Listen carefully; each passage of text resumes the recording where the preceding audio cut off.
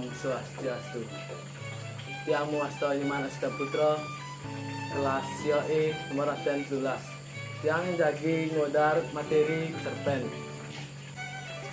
Cerpen inggih punika karya sastra sane merupa wangun gancaran atau prosa sane pemargin caritanyane cutat sane nyaritayang indek kawentenan kahuripan imanusa ring jagate puniki antuk pamargin carita sane meraging wicara-wicara utawi konflik utawi insiden sane kajangkeping ring sejeroning pangawit carita ngantos ring kapanguntat carita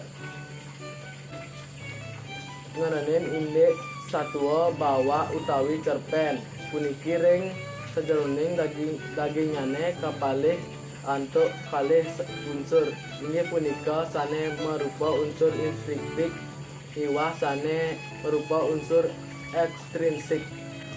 Unsur intrinsik inggih punika sinamian unsur sane wenten ring jeroning sata bawa utawi cerpen sane jangkep ngawun sastra cerpen makadi a.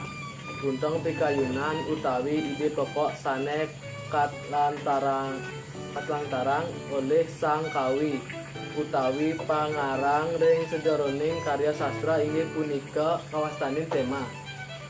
B.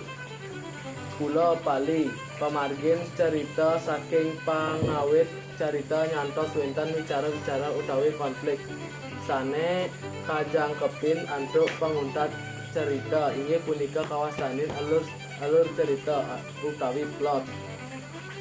Aedan pamargin alur dados kakepah kalih paletan tiurnyane paletan alur sane dagingnyane a. Paletan pamungkah utawi tahapan perkenalan. B.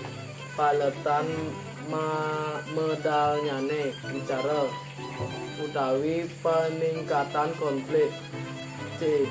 Paletan mincapnyane wicara utawi tahap peningkatan konflik. D. Paletan klimaks utawi tahapan puncak klimaks.